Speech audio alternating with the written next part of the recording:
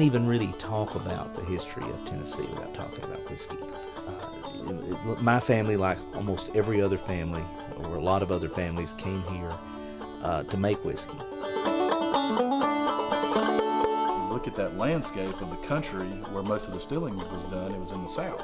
You had 165 distilleries in the state of Tennessee that were registered distilleries, legal distilleries, and that covered roughly 95 counties.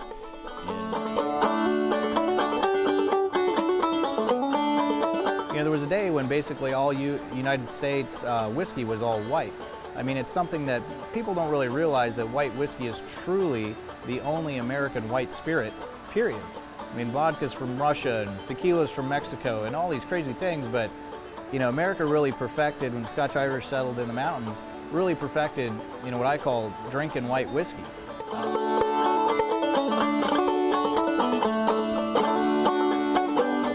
Making Tennessee whiskey isn't important so much in and of itself, except for the fact, and this is the very important fact, that it links a cultural heritage to Tennessee that is not unlike that which has taken place in Kentucky. And I think whether you agree with the idea that people should be able to, or companies should be able to distill whiskey or moonshine in Tennessee lawfully or not, the fact of the matter it is a part of our heritage.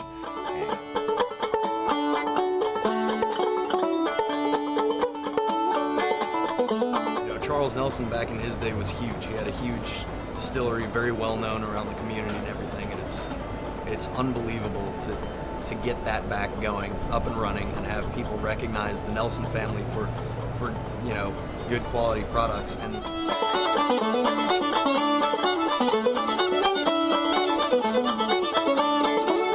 it's all about the people that know how to make it, and making it just like Jack made it without changing anything in the process.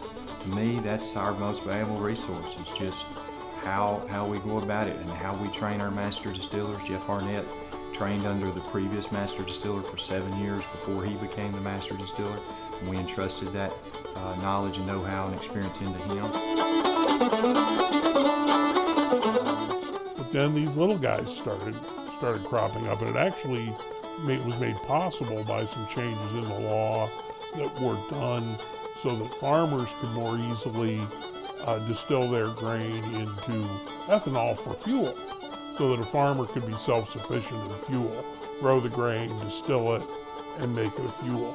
But because they changed the licensing and made the licensing so much easier, people were able to get into it for drinkable spirits as well.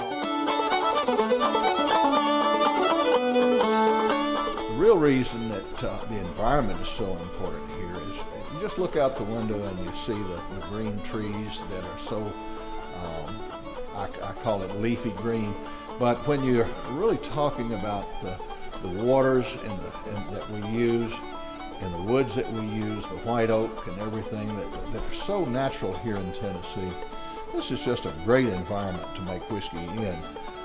I think that making whiskey has always been a part of the heritage of Tennessee.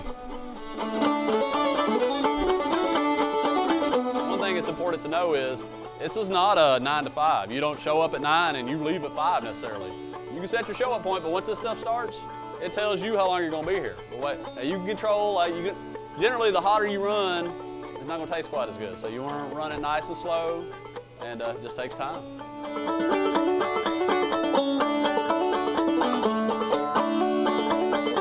I think it brings back our long heritage of making whiskey in our state that goes back several hundred years. But the bill that I brought back in '09 on the distillery bill, micro distillery bill, it was a jobs bill of creating more new jobs, and I think that has actually, up to date, probably created more jobs than one of our programs called Tinvesco, which we poured about $60 million into that program, and it hasn't developed as many jobs as what this has. So I think it could be a little bit of entrepreneurship, you know, that's there's certain people that just want to be, and I don't know if it's just Tennesseans, but Tennesseans have always been, we're the volunteer state, you know. We volunteer to put ourselves out there in harm's way.